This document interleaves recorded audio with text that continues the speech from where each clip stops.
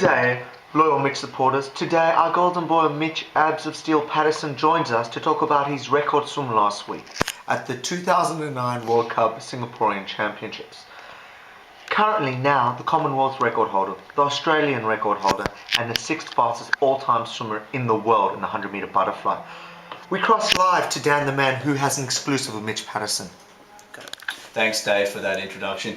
Firstly, I'd like to say it's great to have Mitch here in the studio. Thanks, man. You've just come back from Singapore and the AIS where you did the invitational meet. Just a few viewer choice questions I'd like to run through, just to let everyone know your experiences of your trip. Yeah, quite a lot. First, how did it feel to meet the Australian team that came from Stockholm and from Germany? Yeah, I was really impressed with the company I was in, Dan. And our country is a superpower in the swimming world, and to be a part of that team is pretty special. So yeah, it was a great honour to be. Okay, now you've got to tell me this, Mitch. When you qualified 15th to the final, I mean, you must have been stoked that you got in there. But did you know that you had more in the tank? Yeah, I was foxing. You're foxing? I was foxing, yeah. And, so you knew there was something up the sleeve? Yeah, well, my heat swim, it was solid, but it was conservative at the same time, and that was definitely on my mind going into the final. And yeah, I knew I had something up my sleeve. Oh, fantastic. Now, did it help knowing that you had a massive support base back home from all the communities that helped you? How did that feel knowing that there were people back home that were supporting behind you every step of the way? Well, it felt great because I would not have even been there without their support. So I owe my swim to the community that got me here. Fantastic, fantastic.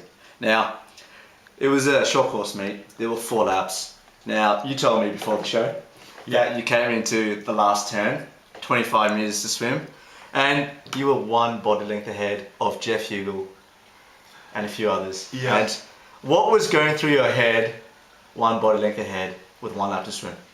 Well, I started to get really excited. I think a part of me knew what was going to happen. Yeah. And I could hear the crowd cheering the last lap, and I just kept attacking and finished well, and I was just surprised.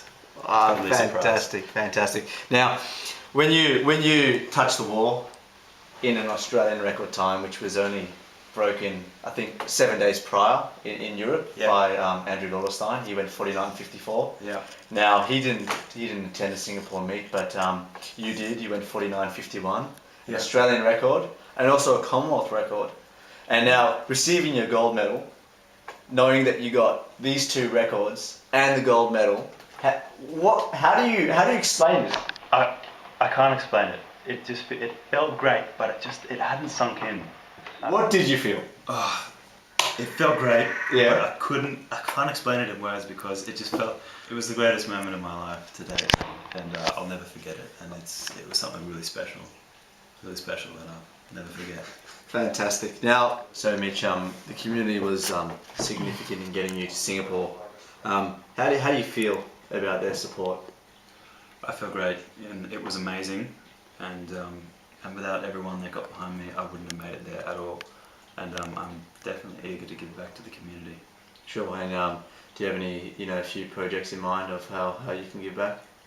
Yeah, over this summer, there's a few projects that I'm involved in, and that's to help out the public school swimming, mainly Linfield, and perhaps do a few sprint clinics. Definitely, that sounds great, and I look forward to hear progress because we all know that coming up to the school season, race clinics and public school swimming and just swimming in general just picks up across the country. Yeah, and it becomes very important at that time. Yeah. Now, since you've been back, I mean, it's only been a few days or maybe a week or so. Have you been involved in any community events since then? Yeah. Last weekend there was a PLC invitational meet where the Linfield Public School raced against the largest private schools on the northern beaches. Really? Yeah, or the North Shore, and it was great to see such spirit amongst the kids, and just towards their swimming. Just to see that and cheering along the side of the pool. Their teammates really got into it. They really got into it. That's great to see. There's a good relationship between the Linfield Public School and the local private schools, which is really good to see.